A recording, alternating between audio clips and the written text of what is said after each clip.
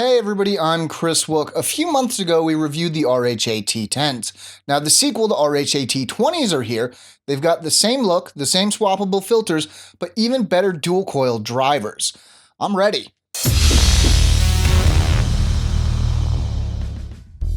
Open up the box and the first thing you'll spot are the headphones. Below them, you'll find the swappable filters, then the 10 additional pairs of ear tips.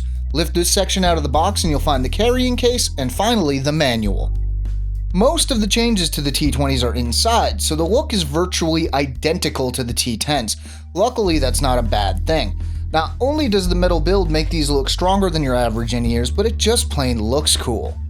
While the build is solid and you'll certainly feel these in your ears, they don't feel overly heavy. This is due in part to the moldable over-ear hooks that help keep the T20s in your ears. Combined with the right ear tips, this makes for a very comfortable pair of in-ears. Speaking of ear tips, there are a whole lot of them here. You get 6 pairs of silicone tips, 2 small, 2 medium, 2 large, 2 pairs of double flange silicone tips, 2 small, 2 large, and 2 pairs of universal fit memory foam tips.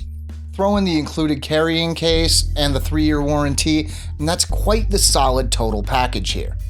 These are meant for music, so you won't find a remote or mic, and they're certainly not wireless. Your only connectivity option is the cable, but it is a solid cable. It's multi-core, reinforced, and uses oxygen-free copper and a gold-plated connector. Like the T10s, the RHA T20s include swappable filters that allow you to choose between flat, bass, and treble options. It's surprising how well these work, but for the purposes of the review, most of our testing was done using the flat filter.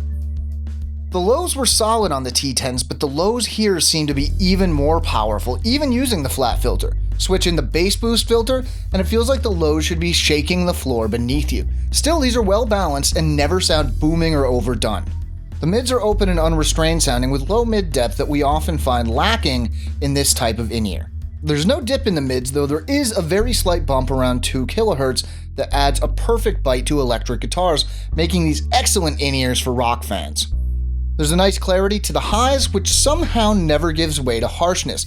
Hi-hat and cymbal work is well translated, but even cymbal bell heavy parts never sound ear-shattering. Using the flat filter, the frequency response is, well, fairly flat, but don't equate that to boring. The T20s manage to offer a fairly neutral sound signature, but still sound exciting. The bass filter enhances the lows without any sacrifices in the high end, and the treble filter does the same, but in reverse. The soundstage is excellent and very open sounding for earbuds with precise stereo imaging. Noise isolation is great once you get the right fit, and even as you push the volume higher, there is no noticeable distortion. The T20s sounded great with every genre of music we threw at them, from rock to hip-hop to metal to jazz. We were already huge fans of the T10s, and the T20s take everything that was great about them and make it even better. If you need to make calls or you need a remote, these aren't the headphones for you, but that's not really what they're going for anyway. We're giving the RHA T20s a 9 out of 10. And that's it for this one, everybody. For all the details, see the full review over at SoundGuys.com. And if you want to stay caught up with everything we're up to, check out our newsletter. Links to both are down in the description. If you like the video, let us know, and don't forget to subscribe. I'm Chris Wook. Thanks for watching.